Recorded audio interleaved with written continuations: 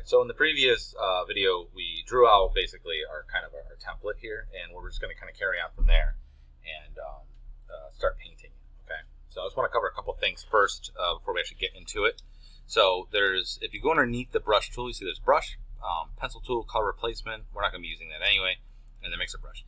Pencil tool, I just want to show you what this is real quick, just so you get an idea. Basically, it does this. I don't know if you can see it, but it doesn't anti-alias. So you see how you can see the little jag, you can see every pixel.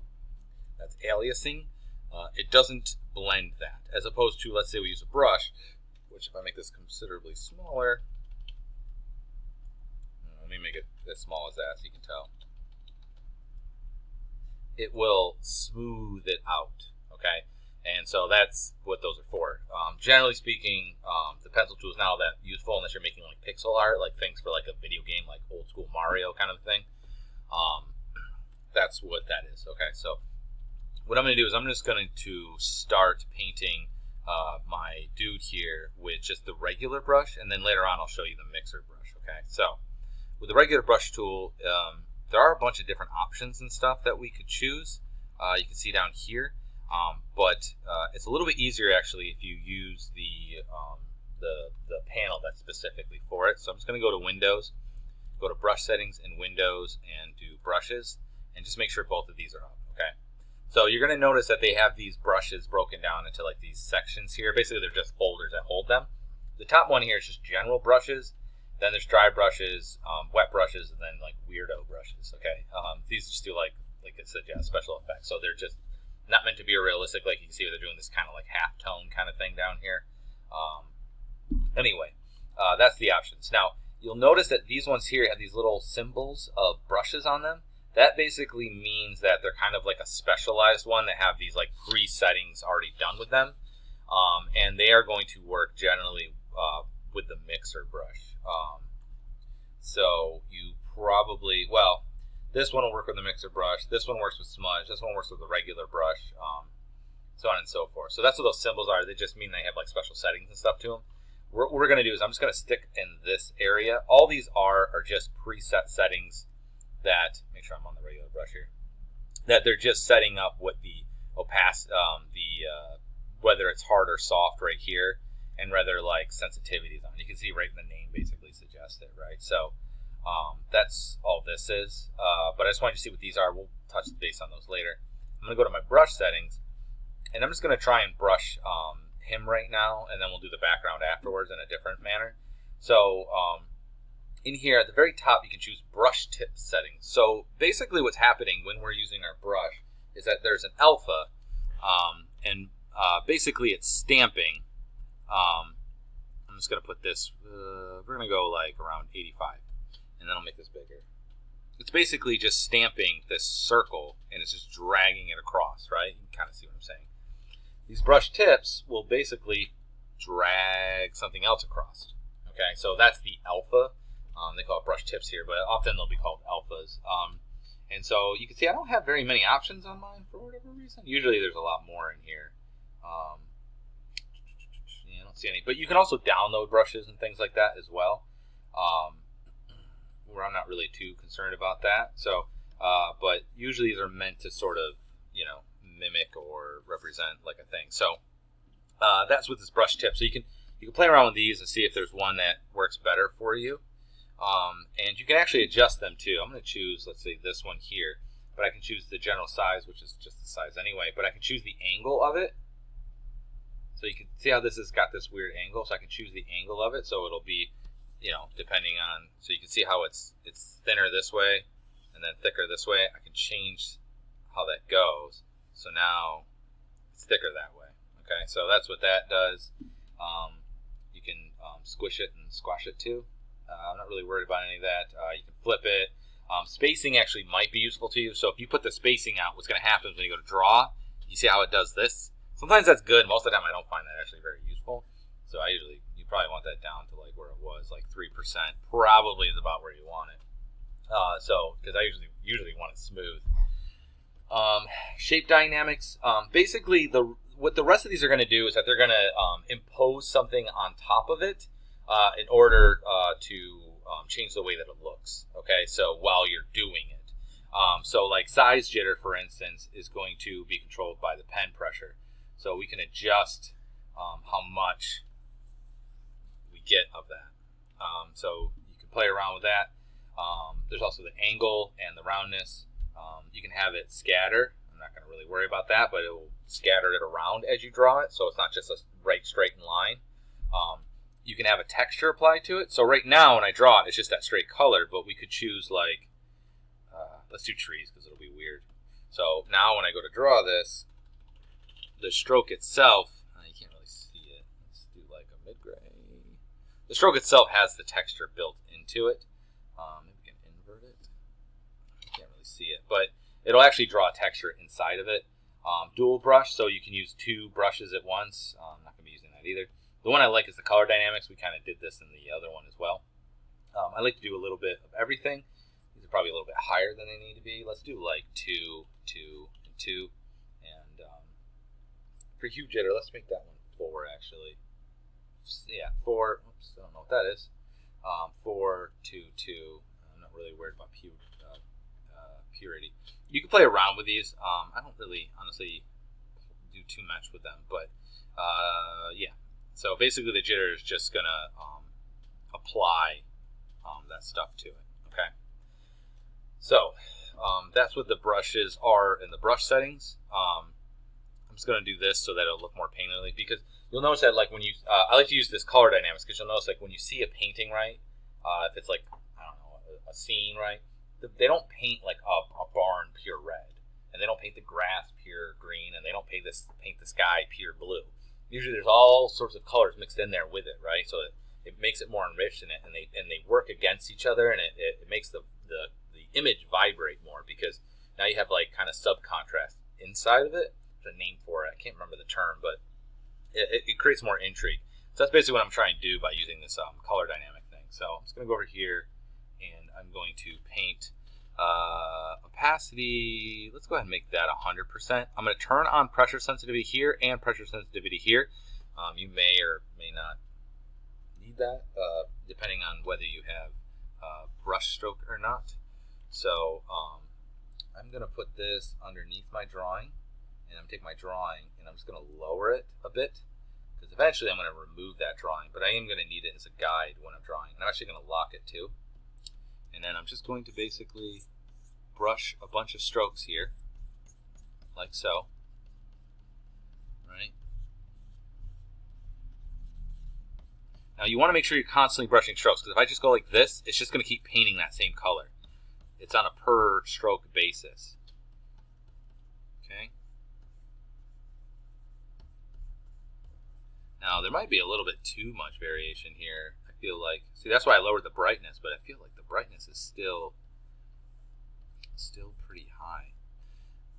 Now the other option is just to manually change the colors as you're going, but I don't really want to do that because that's a lot of extra work. So let's try, see, the hue jitter I think is fine. Let's try 1%. Maybe that would be better. Just feels like, let's make this also 1%. I think that helped, maybe. Okay. So I'm just going to kind of basically brush my strokes here, like so. And then I'm just going to, darken it up. And usually what I do is I darken it up, and you want to shift it towards the blue.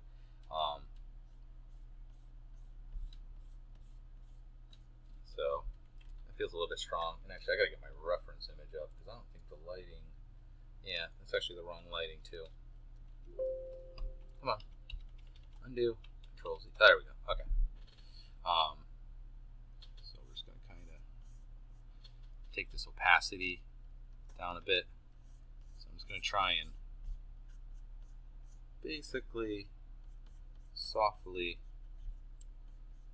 create this thing. And I want to do kind of a core shadow, so notice I'm keeping it lighter on this side.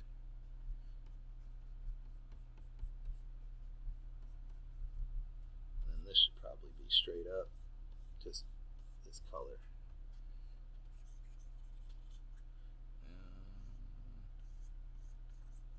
Okay, and then I'll go more towards the hot here, and we'll do a little bit more saturated and white.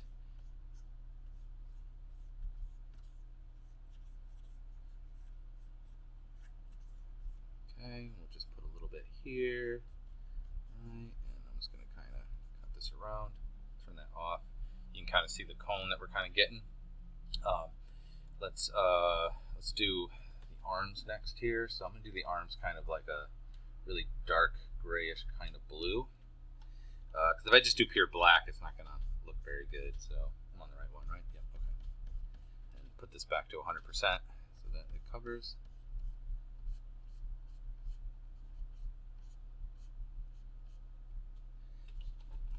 So I'm just going to use my brush, like so. And we'll kind of brush this in here.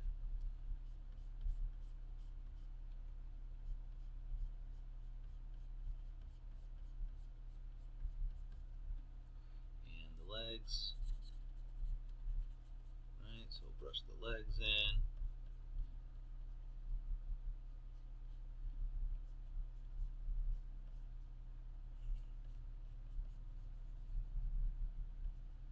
Like so. Right, and we'll do the eyes kind of like, because this is basically our black for this picture, so I'm just going to put in a little bit in the eyes, a little bit of a mouth here, and kind of get the eye thing going there. Looks okay. Let's go ahead and do our white strip here.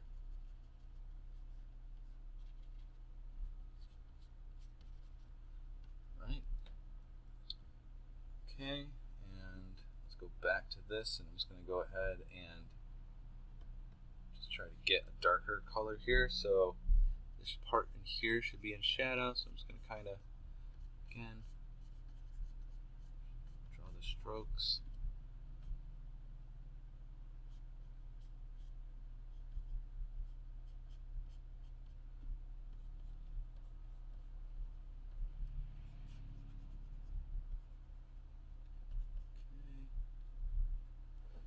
So, alright, and I'm just going to hit I for the eyedropper, grab that, just go a little bit darker, and bring it a little bit this way.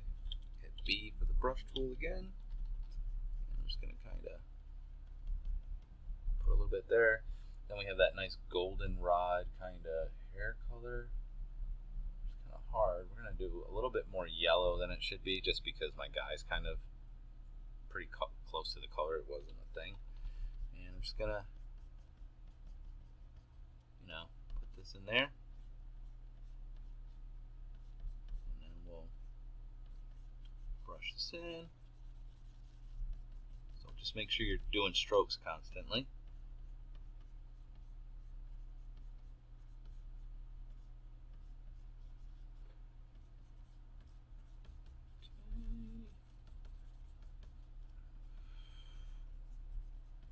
Sorry, I'm trying to paint this as quick as possible because I probably don't want to sit there and watch me paint all day.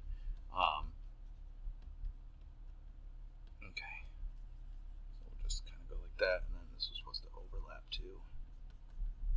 And then let's just go, because there was a bit of an burnt orangeness to it. I'm just gonna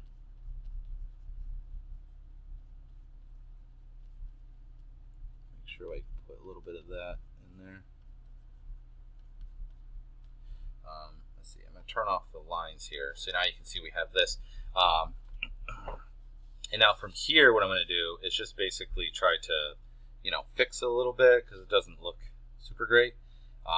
So I'm just going to, I this color, then B, and actually, maybe I should I this color, and then B, and then I'm just going to try to get some of these lines here a little bit better. I'm going to take my opacity down a whole bunch, and what I'm going to do is I'm going to get kind of, because this is kind of a Renaissance painting, so usually I go towards the blue, but I'm actually going to try to do more of a really dark brown, like a Renaissance black is what they would call it, as opposed to a royal black, which is more of a bluish black. And I'm just going to kind of basically shade it a little bit so that a little bit more of the features here that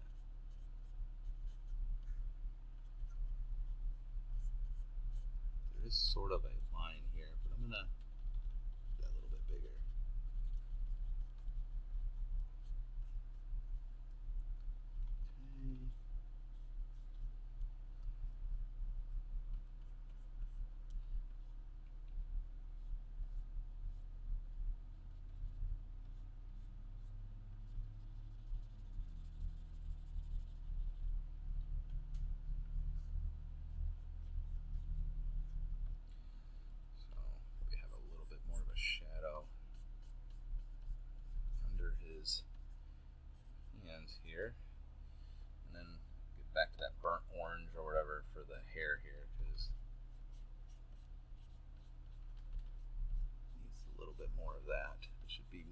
here.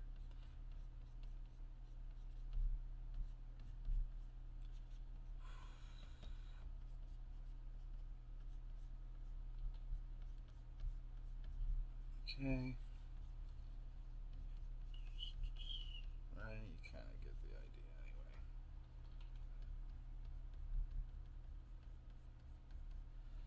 And let's do kind of like this, just to add some highlights to the arms here so that they're standing out a little bit more.